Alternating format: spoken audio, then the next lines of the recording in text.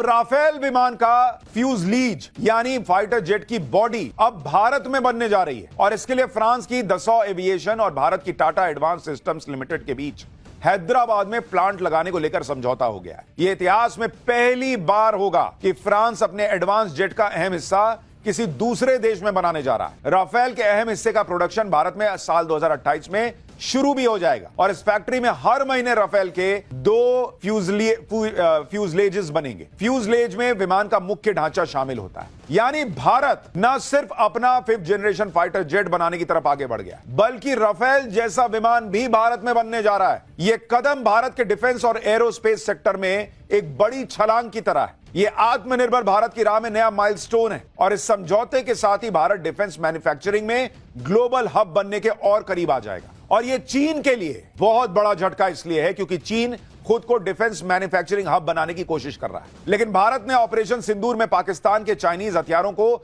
धुआं करके चीन की पूरी डिफेंस मार्केट गिरा दी। भारत ने अपने स्वदेशी हथियारों का जलवा दिखाकर अपने लिए दुनिया की बड़ी मार्केट को खोल दिया और आज की डेट में देखिए कि भारत का आकाश तीर हो, ब्रह्मोस हो, भाई खरीदने के लिए लाइन लग गई कि गजब चीज है यार, तुम्हारे पास हमको भी दो। और अब ये ऐसी भी रिपोर्ट आ रही है कि चीन ने मान लिया है कि उसका एयर डिफेंस सिस्टम HQ-9 और HQ-16 भारत की ब्रह्मोस मिसाइल का मुकाबला नहीं कर सकता। रिपोर्ट में दावा है कि पाकिस्तान ने चीन से इसकी शिकायत भी की है कि उसके एयर डिफेंस सिस्टम भारत की मिसाइल को रोकने में नाकाम रहे। भाई पाकिस्तान ने धीरे हल्की आवाज में कहा होगा, लेकिन कहा क्या दियो यार, चाइनीज माल इंडिया मार के चला गया, ये बजाई नहीं, बीप बीप नहीं कर रहा था। इस पर चीन ने बहाना बनाते हुए पाकिस्तान को कह दिया कि उसके एयर डिफेंस सिस्टम ब्रह्मोस जैसी हाईटेक मिसाइल्स को रोकने के लिए बने ही नहीं थे। यानी चीन भी मान रहा है कि भारत ब्रह्मोस से मारता है तो चीन के औकात के बाहर की बात है कि वो उसको समझ पाए और रोक पाए।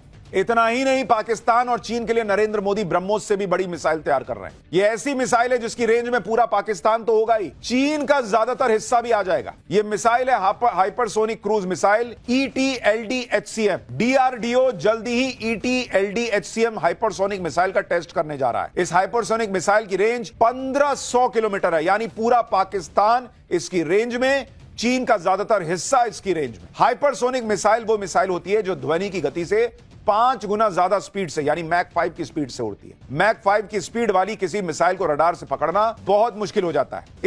इसकी गति इतनी तेज होती है कि 1 सेकंड में 1.5 किलोमीटर से ज्यादा की दूरी तय करती है। 1 सेकंड में 1.5 किलोमीटर। तेज गति की वजह से रडार ऐसी मिसाइल को ट्रैक नहीं कर पाते। ऐसी मिसाइल्स को रोकना नामुमकिन जैसा होता है। सबसे बड़ी बात यह है कि हाइपरसोनिक मिसाइल का एक्सटेंडेड वर्जन है ये। आमतौर पर जो हाइपरसोनिक मिसाइल होती है वो अपनी टॉप स्पीड में सीमित समय के लिए रह पाती है, लेकिन एक्सटेंडेड हाइपरसोनिक मिसाइल ज्यादा समय तक टॉप स्पीड में रहती, जिससे इनकी रेंज भी बढ़ जाती है। भारत की ऐसी ताकत देखकर ही क्या चीन क्या अमेरिका सब अलबलाए हुए हैं बॉस। चीन तो पहले से दुश्मन है। जब से पाकिस्तान को भारत ने पीटा है, चीन ने नई नई चालें चलना भी शुरू कर दिया है। उधर अमेरिका भी अंदर ही अंदर खेल कर रहा है, क्योंकि आप देखिए जो डोनाल्ड ट्रंप पानी पी पी कर पाकिस्तान को कोसते थे, वो पाकिस्तान को डिस्काउंट पर डिस्काउंट देते चले जा रहे हैं। जो डोनाल्ड ट्रंप पाकिस्तान को धरती बताते थे, वो ट्रंप पाकिस्तान के पर आजकल कुछ बोल नहीं पा रहे हैं। उधर जब से नरेंद्र मोदी ने विदेशी प्रोडक्ट्स के बहिष्कार की बात कही है, तब से चीन बिलबिलाया हुआ है। चीन भारत की रफ्तार रोकने के काम में जुट गया है। भाई देखिए, मजबूत होना बहुत शानदार बात होती है, लेकिन जब आप मजबूत होते हैं, जब आप ताकतवर होते हैं, तो 10 दुश्मन भी खड़े होते हैं। और चीन, अमेरिका, ये इन देशों को तो ऐसा लगता है कि यार हम तो टॉप के हैं, ये